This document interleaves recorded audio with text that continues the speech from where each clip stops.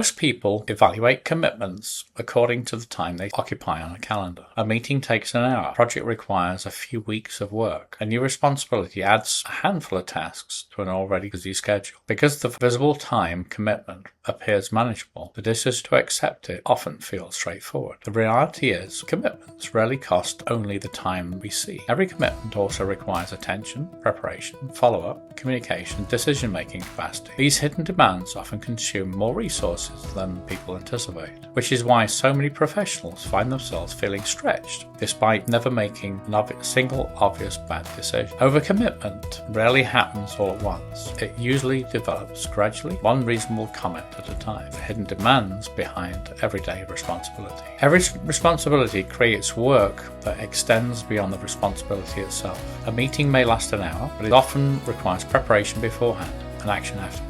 A project may have a clear deadline, but it also generates decisions, updates, and conversations that continue throughout its life cycle. These secondary demands are easy to overlook because they rarely appear on any calendar. People see the meeting, they don't always see the preparation. They see the project, but they don't account for the ongoing coordination required to keep it moving. Over time, these hidden demands begin competing for the same limited attention. What looked like manageable on paper starts feeling much heavier in practice because the workload was larger than it initially appeared. One of the reasons overcommitment is so common among high performers is that the many commitments arrive disguised as opportunities. They offer growth, visibility, connection, or advancement. Viewed individually, they often look like good decisions.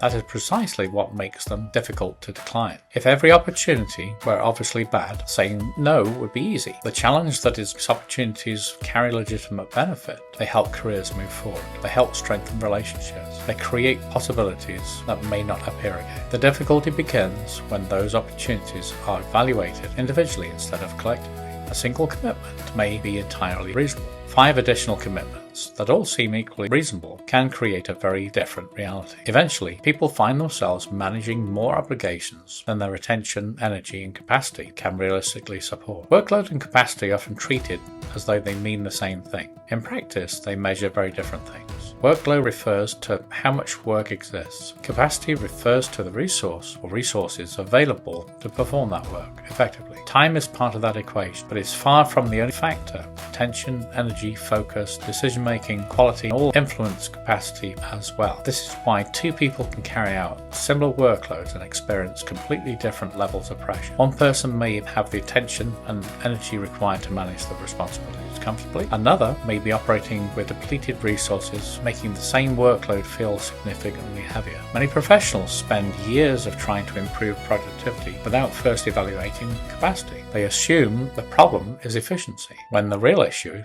is that too many commitments are competing for the same limited resources. There is an interesting paradox that many professionals encounter as they become more successful. The better they perform, the more opportunities they receive. More projects become more available. More people seek their input. More responsibilities begin arriving. Success creates options.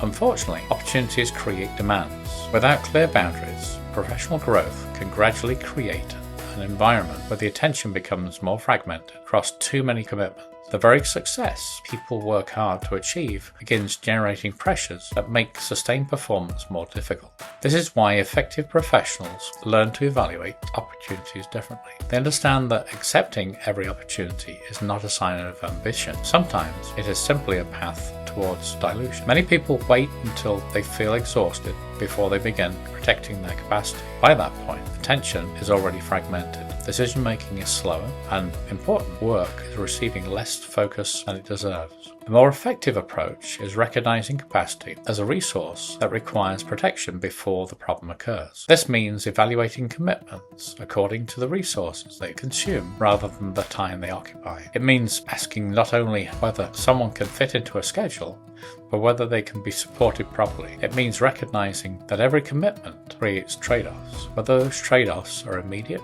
visible, or not. Protecting capacity is not about lowering standards or reducing ambition. It's about ensuring the important commitments receive the attention required for meaningful success. Every commitment creates costs. Some costs are visible on a calendar, others appear in form of attention, energy, focus, and decision-making. While those resources are less obvious, they often determine whether they feel sustainable or overwhelming. The professionals who manage their time most effectively are not necessarily those who accept the most opportunities. More often, they are the people who understand the full cost of commitment and make decisions accordingly.